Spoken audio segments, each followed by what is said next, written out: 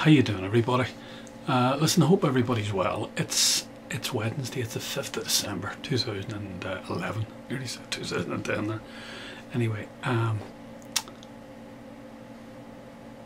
wanted to touch on two things if I could this evening, and I wanted to actually deal with three things, but I haven't got the information. Our central statistics office should have published the big picture in relating to Ireland. You know, we don't have a debt clock here in Ireland the way they have in the United States of America. So what we have to do is we have to wait for every 3 months they release the general figures of the Central Statistics Office here in Dublin, and they were supposed to release these figures on the 30th of December. And these figures go back, because they're 3 months out of date, these figures will go back to the end of September, the 30th of September. And they're not making the right noises out of the Central Statistics Office about when they're going to appear. So I'm going to get back onto it again tomorrow morning and see what they have to say for themselves. They'll probably tell me what they normally tell you. I'll be out in a day or two, but it looks like they're massaging them big time, or something strange is going on. Because normally they're right on the button, these boys. And come January the 1st or January the 2nd, these figures are produced and they're released. But they're not released, haven't been released so far, so maybe by the end of the week we might have them, because they'll shed a lot of new light on what's going on. Maybe they mightn't, but I think they will. At the beginning of last year, January of 2010, I made a lot of predictions, or what I called projections, for 2010, and I made 10 of them. I made 6 of them for Ireland, and I made 4 of them for the rest of the world. It wasn't all that good. I mean, I made 6 for Ireland. I think I got about 4 of them right, and then I made 4 for the rest of the world, and I only got 2 of them right. So see, this is what I'm saying about being a guru and all that. I don't like doing that. I like just to discuss things, because there's no certainty about. There's no real certainty about what's going to happen. The only certainty is about the world at large is that it's in deep crisis, and no one really knows where it's going, except that it's going south. It's not improving, it's getting worse, the overall situation. Contrary to what anybody might tell you or might not tell you, there's a huge amount of political activity going on in the world, a huge amount of political uncertainty, and there's a massive amount of economic uncertainty within Europe and within the biggest capitalist order of all, which is the United States. So when you have that going on, they're the 2 biggest trading blocks in the world, the United States and Europe. And when you have that going on, sure, you know yourself, there's bound to be serious ramifications come out of it. And all you can do is guess about them, really. So you're only really making guesstimates. But what I said was, and there was 6 things that I said. I said that in relation to Ireland, that bank interest rates would increase, and they've only done that very, very slightly. They haven't really gone up all that much. They did do a little bit. I said that Ireland's GDP would fall further, which it did. It fell a little bit further. I said that unemployment would increase by more than 80,000, which it did. It increased by about between 90 and 100,000, but the problem was that between 70 and 80,000 people left the country. So, you know, it's a yin and yang sort of a situation. You can't include them in the figures. So that's the situation. I then said for number 4 that the price of government bonds would go beyond 5.5% or more. And little did I know that today, I see them today, they're trading at around 9%, 9.2%, 10-year bonds. So that'll give you an idea of what I was right in one regard, in that I thought they might go up to 6 or 7%, but I never in my wildest imagination thought that it would go to 9.2, and that we wouldn't be able to go to the bond market effectively. Can't go to the bond market. That what's going on is that it's only bonds that are actually in existence, that are held by private people, that they're trading with at the minute. It would be small things, small amounts of money. And I then said for number 5 that the black economy would grow dramatically, and it hasn't really. And the reason for that is that a huge amount of liquidity has been sucked out of the system. Colossal amount of liquidity has been sucked out of the system, because what we've done is we've effectively whatever just liquidity there is slushing around in the Irish economy has been taken out by the banks and by the state, and by essentially by those 2 factors, and repatriated to bigger banks, to German banks and to US banks and to other European banks that we owe all this money to. And then the sixth thing I said was that Ireland's general economic well-being would deteriorate, and how right I was about that, really. I didn't really realise it. I never thought for one moment. I've been saying it over 2.5 years that the IMF would come in here, but I never really realised that it would happen. And sure enough, it's happened with a vengeance. And then the projections for the world, they weren't all that good. They weren't all that good at all. I said that some of the United States of the USA would go insolvent, and they have technically, but they haven't made any declarations of their insolvency, so they must be getting backdoor stuff from the Fed. The Fed must be some way bolstering them and bolstering their economies, and I think a lot of them have got round it in lots of ways by issuing these IOUs, as it were. They're like another form of money, a form of fiat money. Really, that's all there, because that's all a fiat money is. It's an IOU, a certificate of exchange. Anyway, and then I said there would be a false flag attack on the United States, which really hasn't happened. Really is nothing like that has happened. And I think that they must be very, very worried after 9/11, because so many people are aware of the whole inconsistencies of what's been going on in the United States. And since 9/11, with all the exposure from all this YouTube people and from videos, and the number of people that are key witnesses that have suicided themselves and have died in mysterious circumstances out of that 9/11 thing. So it's a bit like the Kennedy assassination, you know. There's huge question marks after it. And, you know, probably in 20 years' time, when a lot of the people who are involved in it will give deathbed confessions, we'll know a lot more about it. But at the moment, it's a lot of it's just speculation. We probably never know the truth, except that it stinks to high heaven.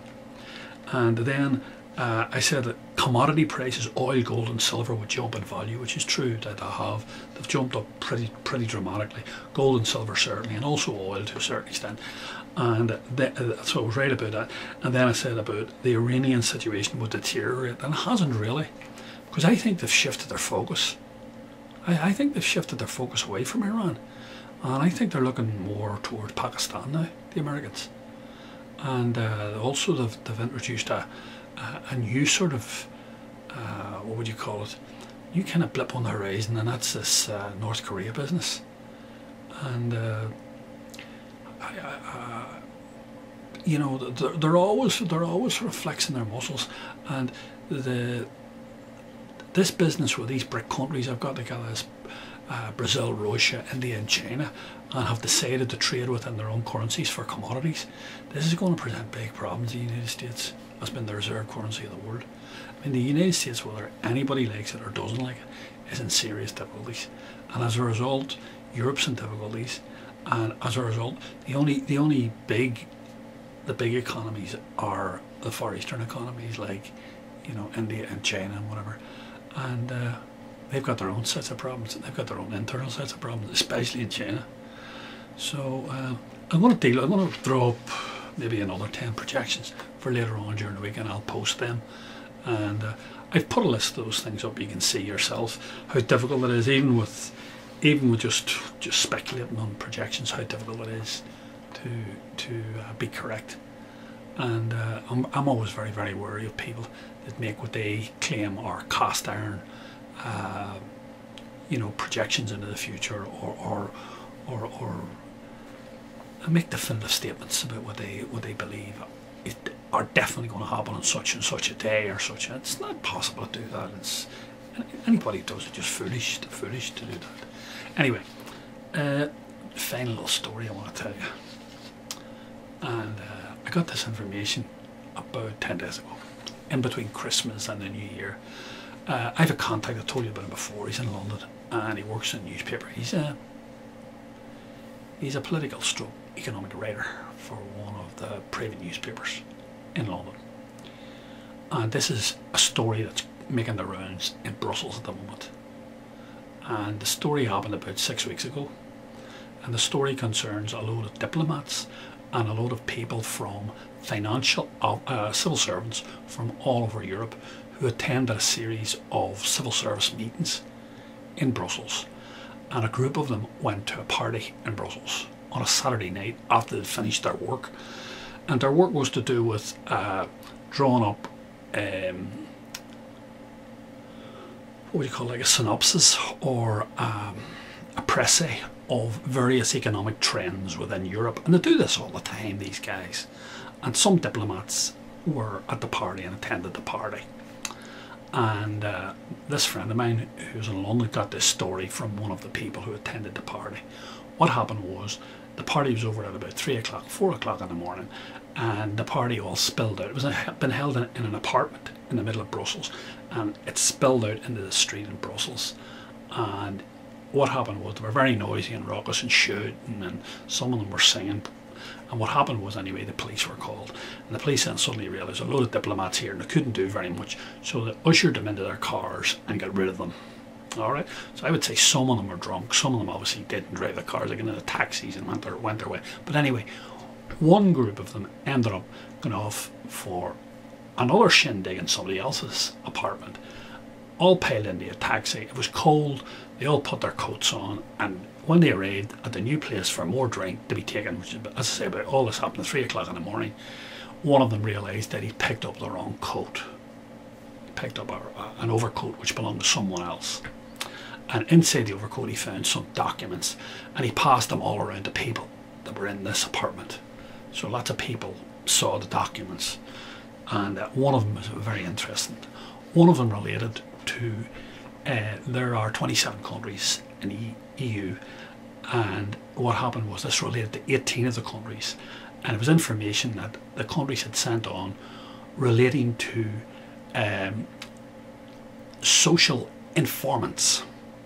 Now, from what I can make out, their definition from the paper which was drawn was a little paper, 3 or 4 page paper, and the definition of social informants related to primarily revenue informants, informers for the revenue, people who passed on information to the revenue service about other people, their fellow citizens, informers who passed on obviously criminal material to the police, you know, about criminal behaviour among their fellow citizens. And the third thing, which was the most interesting thing, which I was fascinated by, which obviously my friend, he said he got this information, as I say, second hand, so he's passing it on to me, and so I'm getting it third hand.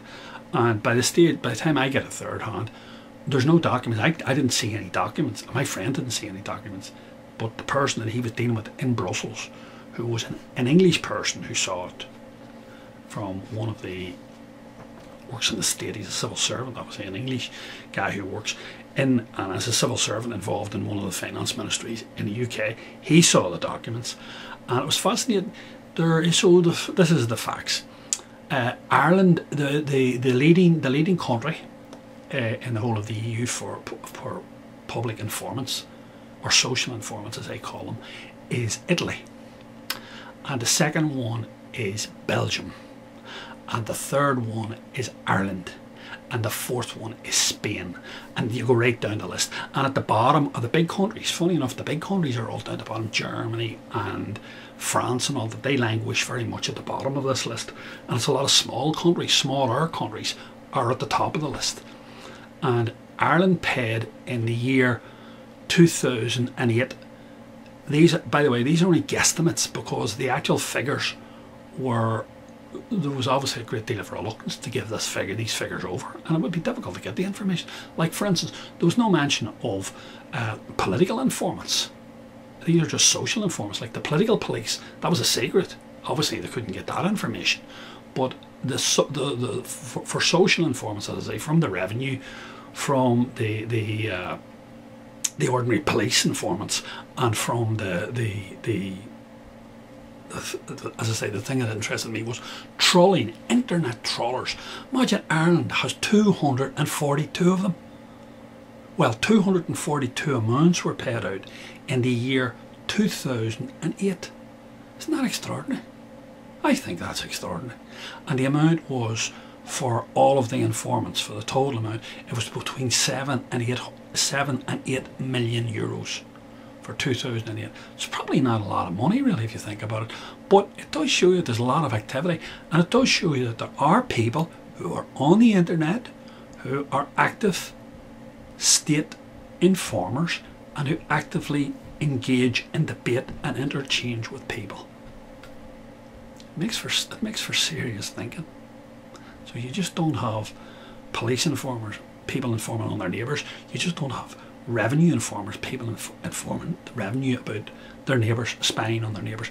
But you also have these people who the state employs throughout Ireland to troll the internet and to engage in what can only be described as nefarious activity on these blog sites and whatever. So it's very interesting. We'll talk more.